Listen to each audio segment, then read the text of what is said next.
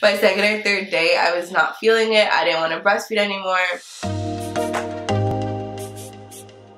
Welcome back to my channel. It's me, Brianna. So today's video is going to be a breastfeeding video, and I'm going to be letting you guys know my tips, my experience, and what products I use during this journey. So let's get into my experience. So I just want to start off in the hospital after I gave birth, because that's where I first started breastfeeding. So my son was born. He was really hungry. So the nurses asked me, do you want to bottle feed or breastfeed? And I told them I want to breastfeed only, exclusively. I basically just latched him on, honestly. And at that point, he was so hungry that he just latched on immediately.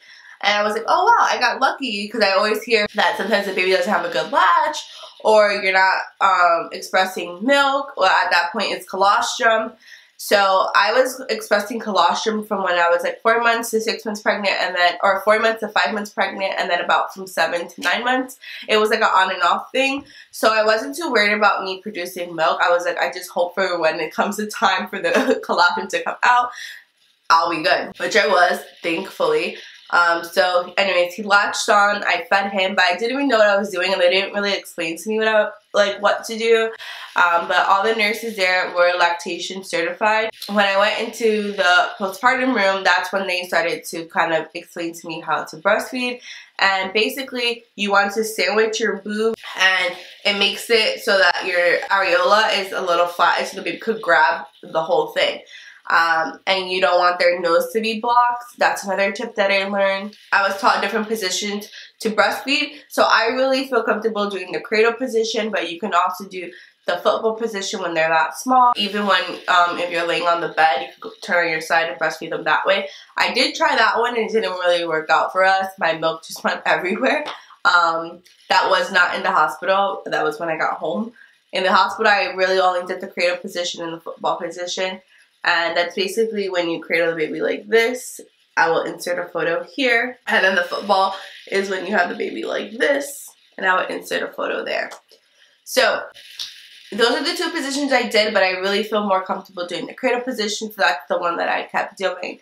There was also a lactation consultant at the hospital, so I wanted to use that resource. So I just let the nurse know, and then the lactation consultant did come and see me. And she basically just reiterated and retaught me the different positions. She told me when to feed the baby, when they give you like cues. Basically starts rooting, like they start putting their hands by their mouth, or they start opening their mouth, and those are cues for you to feed the baby. Also with breastfeeding, a major plus that I realized, if the baby's very fussy, you could calm them down like that, because it's also a comfort. I don't know if that's something wrong to do, but that's what I do with my son if he's extremely fussy when he was younger, because now he doesn't really get that fussy. When he was younger, he's 2 months now, so prior, I would just breastfeed him. I had so many questions. I was like, how do you know, like, which breast to do? And what I do, I just do my right breast, and then I do my left breast. And usually you'll know if the baby's so hungry if you do, say, your right breast and they're still awake and crying and they look unsatisfied, then you go feed them on the left breast. But if they fall asleep and they're good, they don't try to latch on to you anymore, then they're full, and then you just don't feed them. Then the next feeding you feed on the other breast, or you can pump the milk out. It's whatever you prefer. Honestly, I realized breastfeeding is your personal journey, and it's what feels right. There is tips, but you, at the end of the day, you just do what feels right for you and your child. So that was one of my other questions. Also, I didn't know if you had to burp the baby after you breastfed them, and you do, because I know with formula they do. I was like, oh, breast milk is so thin, do you have to burp them? And one of the nurses told me that you don't have to. Then the lactation consultant told me that you should. So I've just been burping him after I feed him, and he does burp. So I would recommend burping the baby after they are fed. That brings me to my next thought is the lactation consultant in the hospital. She definitely told me that there will be, the first 2 weeks are the hardest, and then after that it gets better. So I'm glad she told me that, because by second or third day I was not feeling it. I didn't want to breastfeed anymore. I found it like really difficult, very exhausting. I felt like that's all I did all day. Mind you, this is the second and third day, so I was already tired. I stuck through it because I really wanted to do it. I really committed to it. I had that determination, and I'm glad I did, because after those 2 weeks it did get better. But within those 2 weeks, I want to mention, It's very hard on you physically. It's very hard on you mentally. When you first start breastfeeding, it is common for your nipples to get cracked or bloody. Mine's got cracked. So I started putting on nipple butter, and I was using the Earth Mama. Sometimes I still use it. Earth Mama organic nipple butter. And I really loved it. I like the smell of it, and I just like that it's natural products because I just had, like, my preference is to use as clean and organic products for my son, and I just figured, like, I want to put something clean on my nipple because then he's going to start, you know, he's going to eat from it, and it's going to go straight into his system. So that just made me feel good. If you don't want to purchase anything, you can use your breast milk, and that is very good. It actually heals it pretty quick. Like, between each feeding, I would either express the breast milk on my nipple, or I would apply the nipple butter. Most times I would put the nipple butter in the morning and at night, and then in between each feeding I would just express breast milk and just rub it all over my areola and nipple, and it would just make it feel so much better. And by the time you were feeding on the next boob, the other boob was able to kind of heal, I want to say. And that's how I breastfed. I did my right boob at one feeding, and then the next feeding I did my left. I didn't do both at each feeding. Some people do that, but I know there's fore milk and hind milk, and I wanted him to get both, and he got full off for just one breast because I was producing a lot. Still am, and his appetite is kind of picking up a little bit now that he wants to have both, but in the beginning he just wanted to have one. So it really does depend on how much breast milk you are producing as well. And basically, if the baby's so hungry, they're gonna start crying if they unlatch, or they're gonna be still rooting.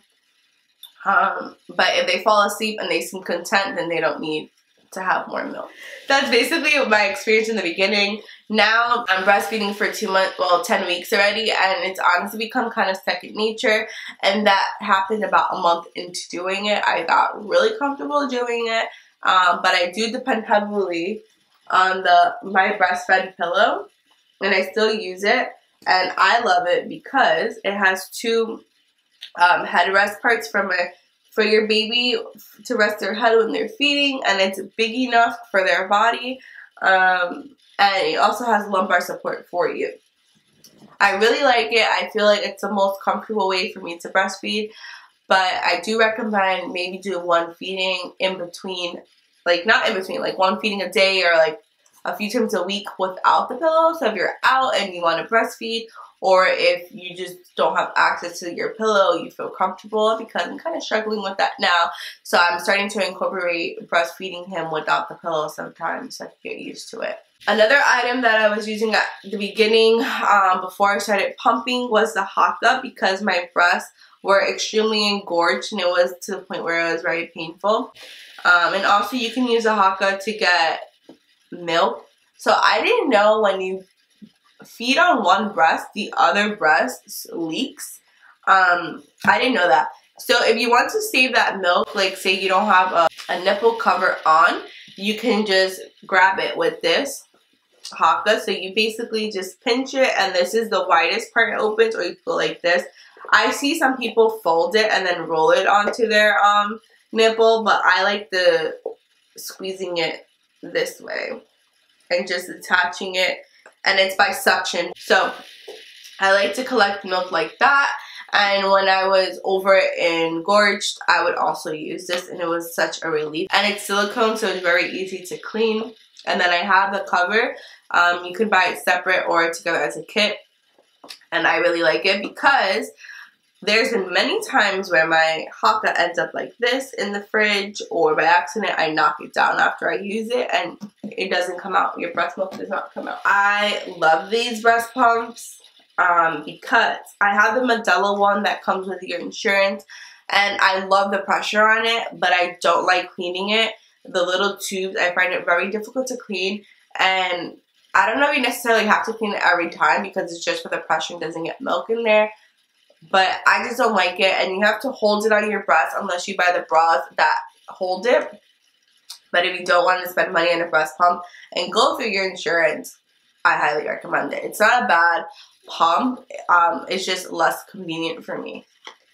I love the LV pump.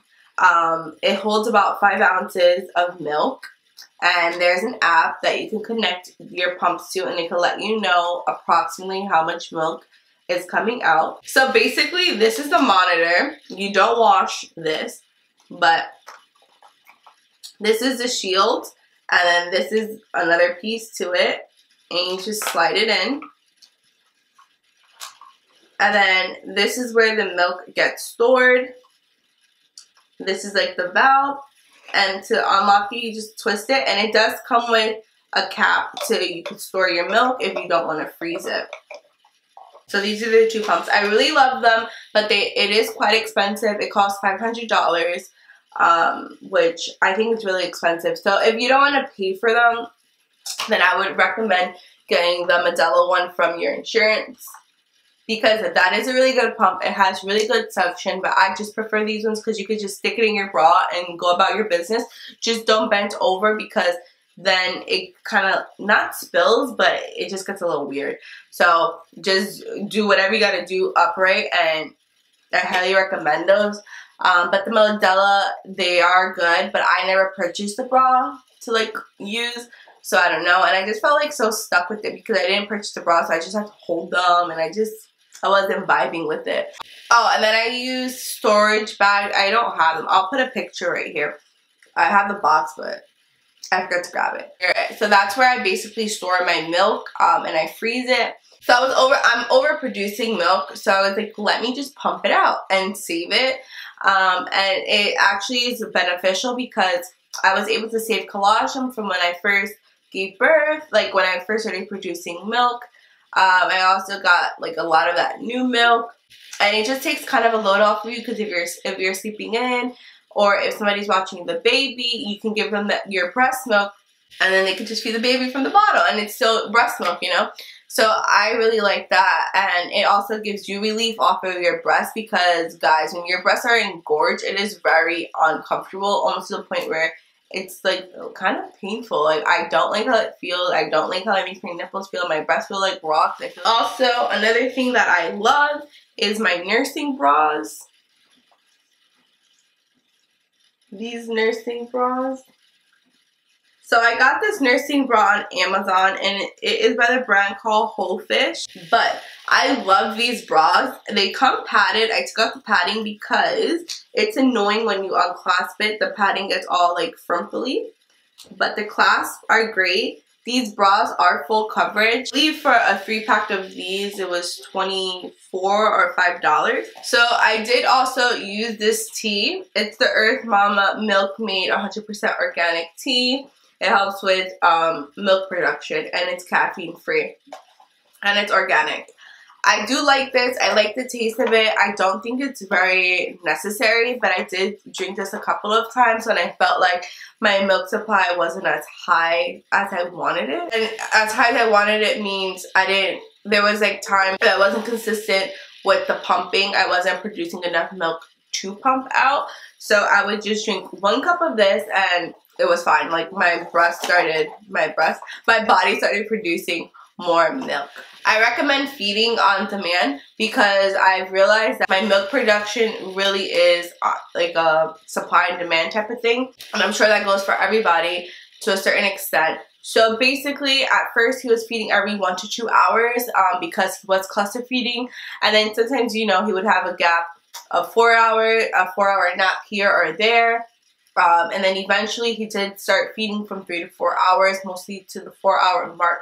So my breasts were consistently making enough milk. I didn't even have to check the time because I felt my breast getting engorged when it was time to feed him. And then when he was like a month and a half, he did start feeding again every 2 hours, and he's still doing that currently now. He feeds about 9 times a day, but it's way shorter than before. He feeds like for 10 minutes. Before it was like 25 to 40 minutes on one breast. Crazy. But now my breasts switch from taking about 4 hours to fill up. Now they fill up in 2 hours. And it's so crazy because it's literally a supply and demand type of thing. So if you want to produce more milk, if your baby's not hungry, pump. And your body's going to start registering like, oh, I got to make more milk to feed the baby. But you're pumping. It's like kind of the same, it's the same sensation essentially. So If you want to make your milk production go up, I would say if your baby's not hungry to feed, then pump, and that will help you.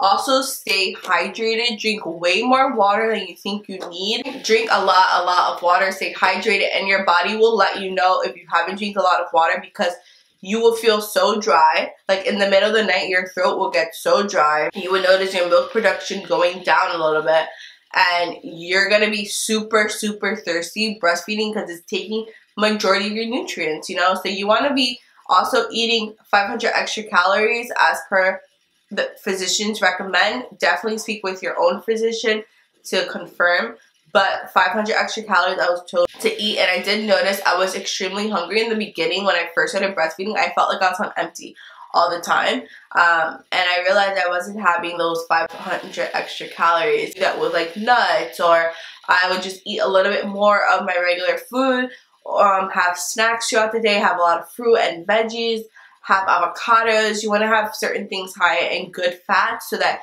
your milk could just be like plump, I want to say. So yeah, that's what I recommend.